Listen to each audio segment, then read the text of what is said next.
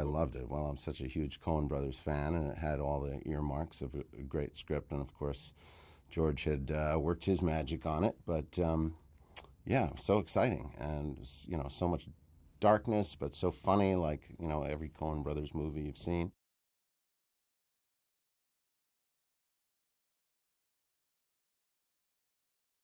He's introduced as a mysterious figure. We don't really know who he is, but I guess you could say he's one of a rogues gallery of Coen Brothers characters. He and his partner, um, these sort of twosomes that they seem to have in a lot of their movies, from Raising Arizona to Fargo.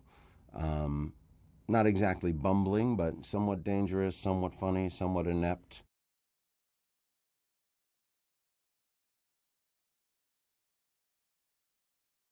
I just knew that Matt would be perfect in this role.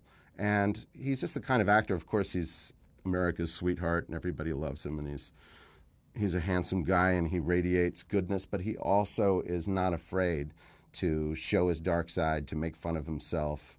He's done that repeatedly throughout his career, and so this is a great opportunity for him to play more of a sort of mild-mannered guy who's actually not terribly heroic.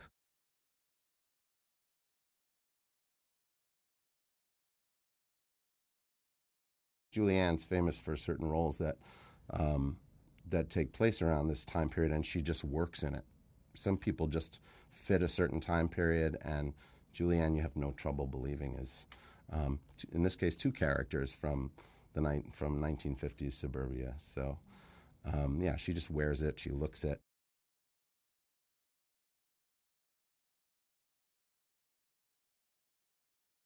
They're all guys that really care about story, about telling a good story, and they have great senses of humor, of course, and they're also not afraid of the dark side of human nature and exploring that, and a sort of political awareness and a moral kind of compass that all their stories combine.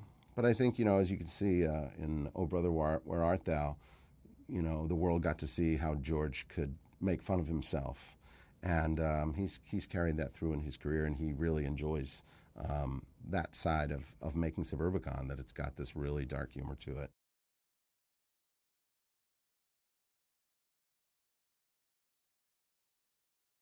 We're definitely turning that idea of the 1950s suburban America on its ear and looking at the underbelly of what that means.